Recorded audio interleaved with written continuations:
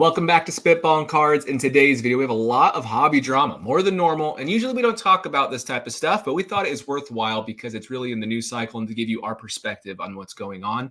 The first one being a ton of cards were stolen from an individual at the Dallas Card Show, about $2 million worth, which is terrible. There were also 6 PSA 10 Jordans that were signed with a 10 autograph dual grade at this point, which is pretty crazy. And on top of that, Topps announced that they're basically doing a Panini white box at the National for outstanding redemptions. So on this episode, you have me, Scott, you have Phil, we have Chris, and we have Ty. Jeff is not here. Jeff, we love you. We miss you. We can't wait to see you next week. And let's jump into the very first thing. I'm going to give some quick background about what's going on. So at the Dallas Card Show, there was a dealer who had a bunch of very high-end cards. In this particular guy's showcase, he had things such as Mickey Mantle rookie cards. I think he had 352s. I think maybe 452 mantles. He had 251 Bowman mantles, a bunch of autographed Hall of Fame cards, autographed rookies, Jackie Robinson rookies, all these other crazy stuff. All these cards were stolen. The way this was executed is by a group of 4 individuals. I'll share my screen and show you how they did it really fast, and we can explain this in more depth. But here you're going to see his setup. So this right here is one of the 4, one of the 4, one of the 4, and this is the guy who actually stole them. He was putting up chairs at the end of this particular card show. They were all scouting out this particular booth to see where they were taking the cards, putting them away, picking them up. And on top of that, they changed clothes throughout the day. But what they did is they actually distracted each of the workers. So 3 of them distracted the 3 workers. The guy putting up the chairs then swooped in, grabbed the cards, so they didn't realize that he was not a worker at the convention. And that's how the cards were stolen. On top of that, though, there's a lot of security footage of this. These individuals' faces, we know what they look like. And it raises the question to me of how did they expect to get away with this? We know what these individuals look like. And I mentioned before we started recording, unless they have like the Mission Impossible masks, like that puts a different face on you, how are they not going to be recognized? $2 million is FBI territory. I don't understand what their goal is here. All these cards need to be cracked. They're still going to look the same with like the cards themselves. They're going to get caught. But with that being said, I want to turn the time to you 3. What do you think of this particular situation? Ty, tee us off. Losers. They're losers. I mean, they're definitely going to get caught, and probably sooner than later. I give it a couple months tops. They're going to get caught, and this stuff keeps happening. I mean, to me, I feel really bad for the seller. He probably just feels humiliated. In fact, I think he posted in his original post like, well, this is horribly embarrassing, or something to that effect when he originally shared it. But man, if you have that kind of inventory just sort of in a case where somebody can, I'd be just paranoid. Like when I've gone to Europe in the past and I like have my little, travel fanny pack with all the like stuff secured in it, I'm constantly paranoid somebody's stealing something out of it because pickpocketing is an issue. This is like next level. So yeah, here, as he says, as stupid as I feel writing this post, the response has been pretty overwhelming. Like my Instagram is pretty much only this topic right now. It's completely filled with everybody resharing it. So at least there's something to be said for the good people of the hobby, as opposed to the scumbags like those guys who stole the cards. I agree, 100%. Phil, what are your thoughts? Yeah, I think the longer time goes by that these guys don't get caught, it's just kind of a drag of the hobby, in my opinion, when you have these things happen. And if people do get away with this thing, this is a loss for the entire hobby, not just this guy, Ashish, which I've heard great things about. A very well-known vintage dealer, very well-respected. Obviously he takes the brunt of it, but you really think people would want to come into the hobby after hearing about this and be attracted into buying high-end cards when the risk is just so high? And unfortunately, it's just a reminder that, and I know it's not our audience, but there's a portion of the hobby, maybe it's a small percentage, that are not great people, that don't have the highest moral kind of values. They don't have a moral compass, some instances. And these people might not be in the hobby, but a lot of the times when there is theft, there is some sort of knowledge that's required. In here, it's pretty simple. It's like, okay, the case that has the 52 mantle, like that's a recognizable card. But often when people break into stores, they know what the most valuable hobby cases are. They know to go for the Panini basketball and football and not the top stuff. So they know the difference of what those cases look like. And often it doesn't just say Topps right on it. So, yeah, I agree with Ty. I think these guys will end up getting caught. And a lot of the times when I'd say maybe half the time when people get caught with theft in these sort of like baseball card hobby related incidents, it's because of greed and because of ignorant decisions made after the fact. Now, here we've got their faces, so it might not matter. But a lot of times people like try to turn around and sell these cards in groups to like a nearby hobby shop or something, which is absolutely so stupid. And we don't want to be tipping these people off because who knows, they could be watching this video and other content. But I guess one of the nice things about PSA beating the leading rating company and lack of consistency, what are the chances that they would crack those cards out and send them back to PSA, right? And get a worse grade. And again, going back to greed and ignorance. So let's talk about PSA regrading these cards really fast. Obviously, I think PSA is going to be on high alert about actually authenticating these cards. Are we as confident about BGS and other grading companies? Or is that the play? Yeah, I would think sending it back to PSA would be asinine right now. I would like to think that they've decertified all these numbers. I think they say they were stolen on them. Yeah. Like you have to look at the pop. I'm pretty sure it says that these were stolen at the Dallas card show or something. Yeah. But yeah, I don't know. If I'm them, I would try to, because also like think about the money this would cost thieves to regrade all these cards. I mean, if it's $2 million in cards, I mean, we're talking about a pretty hefty bill from PSA. Maybe they don't know out over time, but that's going to cost them a lot of money. Yeah, maybe we're educating these guys way too much watching this video. Yes, I think it's more like these guys walk into like Burbank sports cards with those 3 Mickey Mantles and try to sell them. But if you're watching this video and you stole those cards, there's a special place in hell for you. I just want to say, I think it's nuts that we have these shows and there isn't more security there. Like I was at one of the last Burbank show, my buddy brought his girlfriend and like, we were just like having a beer at the bar and talking. And she's like, how much money in cards do you think is at this show? I'm like, I don't know. I was like at $10 million, maybe like could be more. I don't know. And she's like, what would stop like 15 people from causing absolute panic and havoc?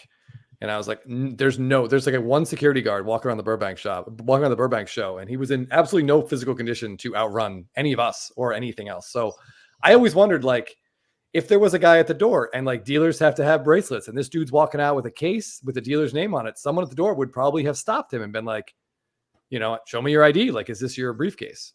Like, I think shows are going to have to start investing in security. And I, for one, I don't mind spending $20, $30 to get in, knowing that little peace of mind is there. If we can stop crap like this from happening. Yeah. Also, there's a lot of people online who are kind of blaming the victim. And yes, you know, there was no security. And yes, he had everything in one spot and they weren't paying attention to it. But you can't, like, if you're really saying it's this individual's fault, stop. It's one of those things where you've done stupid things with cards too. Maybe your cards aren't worth that much. Maybe you store them in your house and your house gets broken into. Well, you should have put them in a vault. Like, you can play this victim, like pointing out and making the victim the bad guy here, but stop. These guys committed a crime and it's unfortunate. But yeah, it's a big crime too. I assume they're looking at a pretty lengthy potential prison sentence when they get caught. Yeah, this isn't like stealing a car or stealing a cell phone. This is a pretty big crime. I mean, people carry around maybe not, you know, $2 million worth of inventory, but trade nights. People have $75,000 in their backpack in glorified shoe boxes, which are, you know, if you get the right brand, they're the Pelican cases. Yeah. But like, it just having them out on a table, like it's not the same as having $75,000 in front of you. If you have $75,000 in cards in front of you, it just doesn't feel the same because sometimes you forget because this is a hobby. These are just cards, right? And then if you actually think about it, like, oh my God, if I was to add these up, that is a lot of money. Like, I'm not saying people do stupid things like go to the bathroom and leave their case out, you know, at a table and they don't know anybody else at the table, but it's a little bit different. And I think most dealers probably sometimes get lost and forget that, whoa, like all of this inventory. And when all your inventory is so high priced, then where do you have one eye pointing this way, one eye pointing that way? And I know he had multiple people, but I'm not trying to defend the guy. Like he probably was a little negligent, obviously, at least a little negligent, but you can't, this could have happened to a lot of people, I feel like. And it just feels horrible to blame him, especially in these trying times for him and I'm sure his family. So are we going to see change with how people have their stuff at shows from now on? Or is it going to be just same old thing? I don't know. This was at the end, right? Like this wasn't like during the This show was the when you. cleanup. This was the Yeah, cleanup I when this mean- happened. They scouted it. They changed their outfit throughout the day. They knew what was going on. Yeah, Yeah. I would guess some dealers are going to make changes. They might have their own some personal security with them. I mean, this can't happen twice. Like, no What's one that- wants to be the next person this happens to. What's to stop someone from like just putting out not pictures, but like high grade replicas of the card to say we have this in the vault, like they do with video games at Walmart. Yeah. Like they aren't taking a chance, and then you can get that out when you're ready to buy it. But or if you want to see it, but I feel like there's a solution here. Card people tend to be pretty cheap because of the way they're programmed on spending money on anything aside from cards and inventory. So I assume this affects really serious business people too. I feel like there's a lot of people, and it's not just dealers that end up getting stuff stolen from them, but I have a friend who literally travels with $200,000 to $400,000 in cards, and he doesn't even pay for his own hotel room. And I'm not just saying like, oh, you can't afford your own hotel room, so you shouldn't be going to the National. I'm not going down that path. I'm just thinking like, but what if the other person you're living with invites some guests into your room? There's a chance that something could happen to your inventory. Like, why would you not do that? So I feel like whether it's like hobby shops, like not going that extra mile, getting like I don't know how to do these things, but like a steel, like reinforced wall, or getting like a safe that's actually protected or like bolted into, something so it's not as easy to steal. I feel like people tend to not be willing to spend on like that sort of those safety measures. And that probably comes down with insurance policies. And at the National, there were a few tables that had security guards. At the last one, I think I could definitely see that doubling, but I could still see a lot of people overexposed to risk from all sorts of things. Yeah. The same, you could apply the same to card shops, LCSs. There's, it seems like every month there's some, story about a break-in. And I will say the broader LCS community nationally is somewhat tight-knit. At least many of the people, they realize the value in having good relationships with other shops. And those lessons were talked about ad nauseum when I went to the Mint Collective a year and a half ago, or whenever that was. That was like one of the forum topics, and there were just all these guys talking about it. And they have smoke machines, and making sure you have reinforced glass, and like the drawdown things with the metal, and like people have broken in through the roof and come down and dropped in through the ceiling and stolen stuff. Like it's the same type of concept. It's hard when you're operating on margins to say I've got to prioritize this investment with security, and it's it can feel like a sunk cost, but it's sort of like another form of insurance, which I think is what you were getting at, Phil. So this is also why it was so terrifying, if I can say it, in Atlantic City a couple of years ago. Walking down the street, I mean, I'm not exaggerating when I say there were junkies like shooting up on the corners, and you have people, including kids, myself, like people just walking up and down the streets with all this money in a case, and lots of shady characters just walking by you or like looking at you. It's like it was not a comfortable feeling. I was like, when they were talking about it potentially going back there again, up until this a few months ago, I was like, please no. It just like the safety risk alone did not feel like a good idea. So at least it's a little bit more secure in Chicago. I don't know what Cleveland's going to be like. Great point. And speaking of security for your own cards, make sure you have sports card insurance. You can do this either through like Insure Collect or Collectibles Insurance Services is who I currently have. They also cover when you send cards in the mail. So you don't have to pay for actual insurance through USPS anymore. And they upped their coverage. So they told me that if you send it through a specific type, it's not registered or certified. What's the one where it's under lock and key? It's not that one anymore. That used to be like how you had to do it to cover everything. But now you can do it just through like the registered mail, which I believe is like the flat rate stuff, up to $50,000 as long as it has a signature on it. And so like you can have these. So that's what you don't have to do anymore. It used to be that. Now it's express or registered. Express, or you get what I'm saying. Priority. That's what I meant. But now you can send cards, not pay for insurance. That will pay off that entire policy over the course of the year, saving insurance through shipping. And then you can actually insure the entire cost of your collection. I recommend that. Like a lot of us, if we have multi-million-dollar collections, it's probably might be more expensive, but for people who have a couple $1,000s in cards, maybe it's 50, $60 for the year and you're good, right? Like it's worth looking into. So yeah, shipping is the most terrifying aspect of the hobby for me personally. Like every time I put something in the mail, I'm just checking that tracking, like every morning, every afternoon. Yeah. It freaks me out. you've had cards stolen in the mail before? Anybody here? I have not, but we have a mutual friend. I think it's happened to him twice, including like FedEx actually delivered to PSA an empty box, Really? which means Yeah. that someone there ripped it open. It went to the next person and they didn't say anything. They just scanned it and threw it on the truck and off it went. There's a guy on YouTube that we all, I think, know of, at least 3 of us here, including myself. First letter is E in his YouTube handle. The last digit is 3. And he doesn't make a whole lot of money off his videos through ad revenue. And a lot of people don't know his character. He's sort of a soft-spoken guy, gets to the point. But he was targeted because they know who he is from his YouTube channel. And it was either FedEx or I think it was his local carrier that ripped off a bunch of things and tried to sell them to his local card store. So they were able to find the guy, but it was like a long, like 18-month sort of lawsuit. And we're talking like at least one $30,000 card and maybe another card, like some LeBron rookies when they were really expensive during the boom and everything. And just like shitty, you know? And I know a lot of other people have had this experience. And now with PSA, when you send something to them, it's like, it's not PSA in the address. It's something else because they're trying to sort of disguise themselves. Right. But like all those postal, like everyone that delivers to there knows what it is, you know. And if they're delivering like, I don't know, 1,000 packages, even more every like, and one disappears, like, I don't know. It worries me. Anytime PSA does a local drop off I can get to, that's what we try to do just to avoid one time in the mail. Yeah. I think some of the bigger eBay consignment companies also get targeted, like Posting, PC Sports Cards and others, DC.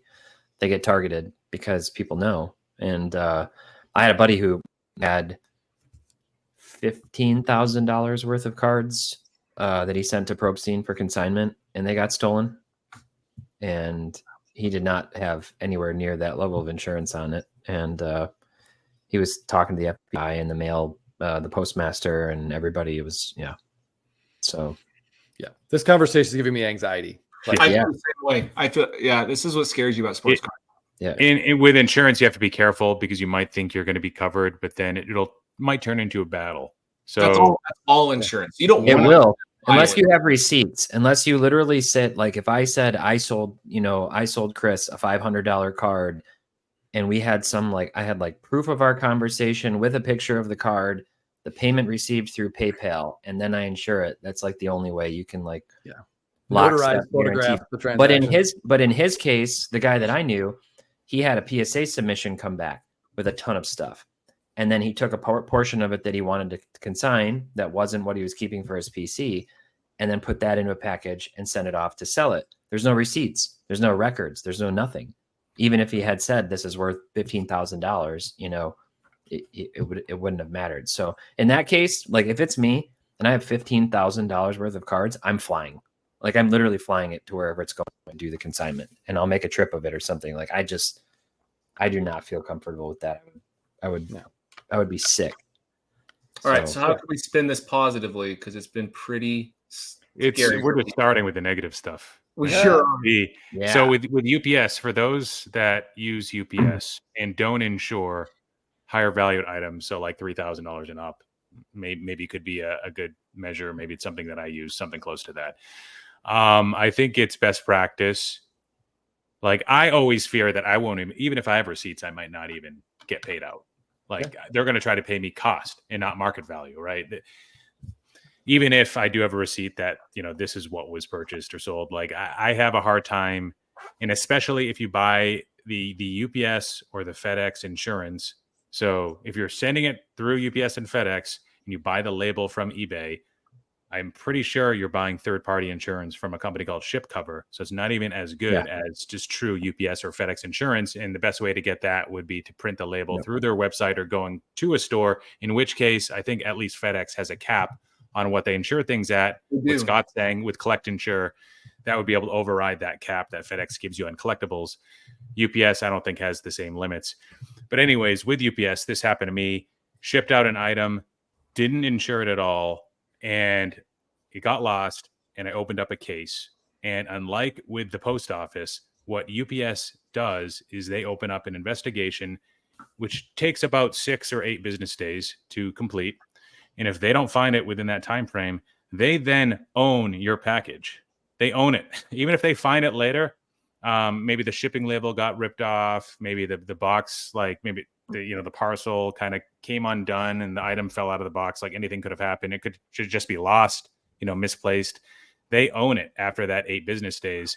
And I talked to somebody at a branch, so they might not know anything, like a physical branch, and they said that if you insure it, even if you partially insure something that's like $3,000 or $5,000, there's more of an incentive for the UPS people to look for it because they don't want to pay you the insurance. So they're not going to even be able to provide proof to you that they actually looked for your damn package when this investigation's going. They just know that, oh, well, the declared value was like the standard $50. So yeah, we don't really care. We're not going to look. We're just going to mark it off as investigation complete. We own it. Doesn't matter that it was could have been like an $8,000 item that was shipped. So with UPS, you only need insurance based on what this lady's saying. You only need to buy it when you don't need to use it. It's like, because then they'll find the package when you insure it. So that's really annoying. And there are some claims, if you Google how often UPS loses stuff, it's approximated at 1 in 200 packages. So that's about, 0.5%. And based on my experience with USPS, US Post Office, it's USPS is far better at not losing your packages. Through my repack business, RC Explosion Box, we're talking maybe 1 getting lost out of every 2,500 packages. I think that's right. Yeah. Something like that, which is crazy. And this isn't even priority. This is like the ground advantage or the old first class, right? So with you saying that, Phil, so collect insure, I've never filed a claim with them. So maybe they're awful. I've never had an issue. They've been fine. But, any insurance can be brutal. No, I've heard they're really good. I've heard the same thing. But with that being said, they do not let you ship UPS. They only let you ship USPS and FedEx because they say UPS, they will not cover a lost package with them for whatever reason. So maybe that is a sign to not use them because from their experience, it's not even worth insuring your packages through that particular carrier. So anyways, this is a pretty good place to stop and jump into a different topic. Yeah, I mean, we just talked about 4 pieces of human trash that are wrecking this hobby. We are 4 slightly better people trying to help the hobby move forward and help the hobby be a positive place. We're also 4 pieces of trash, but not as bad. Right, exactly. I mean, you guys all have a decent moral compass. Scott's been very clear that mine is borderline non-existent, but you 3 are pretty good people. You would not want to leave your cards alone with Chris. Let's just say that. I'm just kidding, Chris. Wow. But with that being said, let's jump into the second topic. This one's not as scary. I mean, pull up a picture, but recently, up until this point, there was not a PSA 1010, which is a 10 grade and a 10 autograph grade of a hard signed Michael Jordan 86 Fleer rookie. And now there are 6. So Ty, do you want to explain how this all came about? Why I pulled that photo up? Basically, somebody got them signed. I don't actually know how this came to be. So what I read online in a very limited research that I've done, apparently they kind of like had a private signing. And so they cracked them out, I believe, with a PSA representative. And then they got them signed by Jordan. And then they basically got them regraded. And this is what they look like. So here they are. These are the 6 cards, very thick marker, kind of not my thing. Maybe they could use the silver ink. I don't usually like silver ink, but it would have stood out. Could be just the lighting as well. But these are them. They have inscriptions of 6-time NBA champ, 84-85 Roy, 87-88 Defensive Player of the Year, 5 times NBA MVP. Apparently, according to the collectibles guru, it was offered $100 million, which has been debunked by other, like Darren Ravel debunked that. Said it was not offered for that amount at all. But these are the cards. What do you think? Cool? Not cool? Do they do anything for you? What do you think? I agree that a different ink would have been really nice. It looks really hard to read. Like it's very hard to read, especially, I mean, it's one thing to have the auto somewhat illegible, in terms of the color, but like to have an inscription, I can't tell what those say, like just looking at it without the side caption. But this is, I don't know, this is pretty interesting. I think this is, these are one of ones. You don't see this type of a thing come up. I have a hard time believing it would be $100 million that somebody would pay for this. That's pretty insane. But I don't know. Another unique thing in the hobby. So how did they arrange this? Do we know how they arranged this? Maybe someone does. I don't know, but someone knows who it is. Dermot would probably have that story if we knew, I guess. So speaking of what ink would you guys normally use? Like if you're going to have someone sign a baseball card, what ink would you guys choose to use? Like I did an Acuna signing and I requested silver because the card was very dark. And I think that looks great. And I think, Scott, you mentioned silver. Silver would have really popped off of these. Yeah. Like what kind of marker, what kind of pen do you guys normally use? Even a gold ink on this would have been kind of interesting with the subtle yellow on the 86 Fleer design. Like a more gold color might have been interesting, but silver or gold for sure. Yeah. So I want to answer that question, but one thing I want to read just while I'm showing this: the turning down of $100 million offers a complete fabrication. What actually happened is that the auction house has turned down his offer to start the cards at $1 million for fear they would not get there. So a very different story. Yeah, this twisted it a little bit. This is a little $99 million off. The marker color, whatever. It's like a paper surface card, so I think the blue is fine. To each their own. I mean, silver, yeah, I guess it would make it look a little cooler. I don't think these cards are that cool. I like the original MJ PSA 10. I'm a fan of that card, but paying a huge premium on top of that, and we kind of talked about this before when we talked about in-person autos, cards that aren't sort of certified autographs right out of the pack from the manufacturer. I'm just not a big fan paying a premium for someone's access, status, hustle that allowed them to get all of this done. And for those cards to stay PSA 10 condition, the whole flying out, the whole coordinated effort, that's cool. Somebody else can reward this guy for his hustle. It won't be me. But I guess that's cool that somebody was able to do that. That somebody probably isn't just a somebody, probably is more important than all of us here combined, I'm guessing, that was able to get away with this. It's a very low bar, Filmington. Very low bar. So here is something I think is interesting. So in 2006, Fleer released 23 buyback Jordan autographs. So these are out there. These were actually, I don't know if they were pack pulled or redemptions. I don't know. But either way, you could have pulled redemptions or these cards out of packs. And this marker looks so much better to me. The thinner marker, like it's just so much better looking. But sometimes I always have a problem, an issue, hard time with paying that much just for a slightly better grade. Maybe that's why sometimes vintage isn't quite as attractive to me as other people, but like a 10 versus a 9. And so to say like this 8.5 with the 10 autograph that was a kind of pack pulled, right? It was released in a set, would go for so much less than the 10-10 dual certified, like Phil said, just because you have good connections, you got the card. I don't know. It doesn't do much for me. I don't know. I would definitely prefer that pack pulled one that you just showed. Yeah. But I do get it when a player doesn't have like a rookie auto that you can pull from a pack, then having them sign the rookie card is cool. Like, especially the older they get. Like, for example, my dad turns 88 on Monday. And I just found, I made a deal on Instagram with a guy for an Al Kaline, a 54 tops graded. I think it's just an authentic card, but signed by Al Kaline.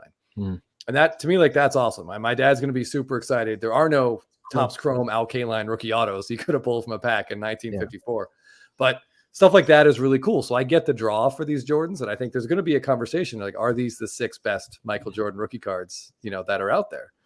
And it's probably a conversation that some basketball collectors are having right now. Would you have preferred just to have one signed, so there's only one and not 6? So there's a one that was the best? Because now it's like there's not one that's the best. There's Once 6. one person did this, other people are going to try to do it too. So Yeah. they'll probably there's 6, but it's not going to be 6 forever or for very long, probably. Let's say hypothetically it could have now. I'll still ask it. Let's say hypothetically it could have been the only 6 forever. Would you rather have 1 and own the 1, or would you rather have 6 and own the 6 and you can sell 5 of them? Oh man, Because the probably 1 do is going to be worth sell more. 1, keep 1. Yeah. I'll The other take all 4. 320 autographs. I'll sell There you go. 319 of them. I'd probably, Oh, you yeah, know there what? you Who am I kidding? I'd take all 6 and sell 5 because that's more money. I'd You're probably getting take more. all You're 6 getting, and sell all. you're getting I'll a sell all crap 6 ton of more them. money. Ty, I'll sell all 6 of these things. Yeah. Okay. I'd sell all 6 too. But Rapid fire question before we end the show. Topps announced that they are not. Yeah, no, Fanatics, Topps. That's the same thing.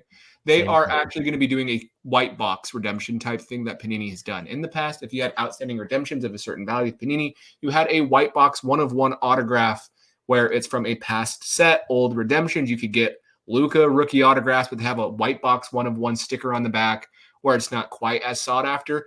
Topps is now doing at the National this year. If you have a card that's worth more than $100, you will get a box with a $50 to $750 card inside as the replacement if you would like. And there's Shohei Ohtani autographs, all these different things in them. Is this cool? Do we like it? Do we hate it? What do we think? Phil. Good business move. Do I like it? Kind of neutral. Good business move because it's allowing the folks that own these redemptions, which are mostly those that open the packs, right? Sometimes they get sold on eBay, but a lot of people that hold these are the ones that open the packs. So a lot of people that are buying into breaks, a lot of people that are gamblers by nature. So give them another gamble, give them a nice opportunity to enter another raffle of some sort. Get that dopamine going. Chris. I get why they're doing it, but I hate it. I just don't like it. I don't like any of these great cards that supposedly people don't have access to anymore because their redemptions are expired, now randomly being like just raffled off to people. I don't like it. I don't like it at all. It leaves a really awful taste in my mouth. I get why they're doing it, but it's just I don't know. I don't like it. It seems like they're manipulating things, and I don't know. I don't want to see some like red Ohtani auto from 2018 just randomly get ripped out of a white box because someone has $120 worth of unredeemed redemptions at Topps. I hate it. Ty. I don't hate it. I've seen people open the white boxes for many years. There's black boxes too, and they tend to get pretty decent stuff out of them. I own a few white box Panini cards, and I like them because they're a lot cheaper. So the secondary market on these is just generally cheaper. So everybody sort of sees them and goes, okay, this is my chance to get into an Ohtani auto at a discount for the same card relative to the other one. So from a business perspective, I get it. I'll continue to applaud Topps for trying to get fewer redemptions. We've talked about it in the past that if they're using sticker autos a lot more, that sucks. But like they're trying to cut down redemptions. They've extended the time that you have to renew them. If you want it, nobody's putting a gun to your head, so to speak, and saying you must trade this in, from what I can tell. So, you could hold the redemption, I guess, and just wait. But this is a way to cash out, I guess, and get something in exchange and not sit for years, which can bite you, if a player kind of goes south and doesn't perform well. So I definitely don't hate it. They haven't said this, but these are the cards you can get, right? You have a Han Solo on card autograph, which is huge, up to $7,500. There was no Jeter 1-of-1 Wood from Museum Collection. I don't know who this guy is. He must be important. He's a beast. Yeah. Must be important. But I don't put too much stock into their values either, personally. They're valuing these cards, but like that doesn't mean anything. I think those cards could go for drastically different on secondary market. it's still going to freaking suck if you have a $500 redemption and you get a $50 card out of these. Sure. Yeah, but like why you can keep your redemption, right? Yeah, that's true. And I don't, So with these cards, I don't know if they have the stamp on the back. They did not say that. There are white box and stuff always one of ones, Ty? Yes, I believe so. As far as I know, the white box are always one of ones. So who knows? But anyway, so that's the last thing. I don't care. I kind of agree with Chris in some ways about this, to be fully honest with you. But I also do not have a horse in the race, and I don't have a ton of redemptions. And if I did, I probably would love this. So good for Topps. This is going to let them set up the next step. where it's every 10 years for redemption now moving forward, which is great. So this might be a needed thing, helps us get going towards the future, kind of just gets all of their backlog cleared out so they can just move on. That's probably what this all is. So. Yep. Yeah. Fanatics is they're making a pretty big stance. This is the bigger picture here with their their whole viewpoint of redemptions. They see them as a liability that needs to get paid back to the collector. As Ty mentioned, retroactively being able to now redeem stuff that's been expired, the 10-year window.